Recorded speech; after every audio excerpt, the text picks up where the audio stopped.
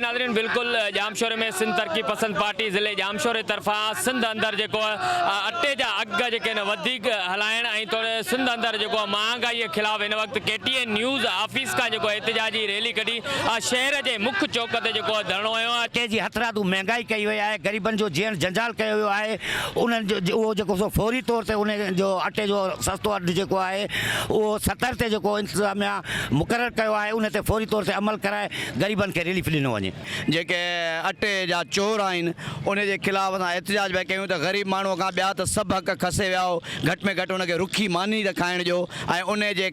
अटे चोरनि जे ख़िलाफ़ ई असांजे सिंध तरक्की पसंद पार्टी STP ज़िले जामशोरे तरफ़ां तारीख़ी हिकिड़ो एहतजाज कयो पियो वञे। अघ मुक़ररु कया विया आहिनि 160 रुपया,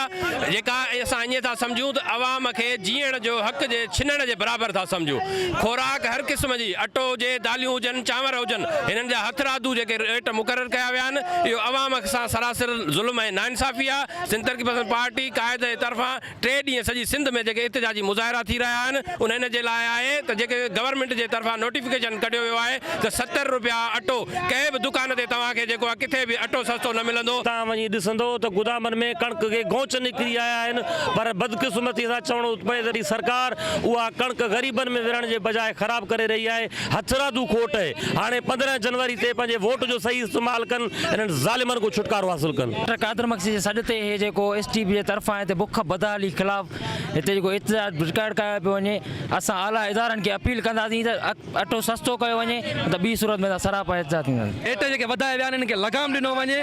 ऐं जल्द खां जल्द अटे जा रेट सस्ता कया वञनि, ॿी सूरत में एहतजाज जो दायरो वधायो वेंदो। सिंध में जो अटो जो 75 रुपया फी किलो मुक़ररु करे सिंध में जेके महांगाई ते कंट्रोल न कयो त एहतजाजी तहरीक वधीक जेके उहा हलाई वेंदी। कैमरामैन मज़र अली सां गॾु अज़ीम बारी जो KTN न्यूज़ जामशोरो।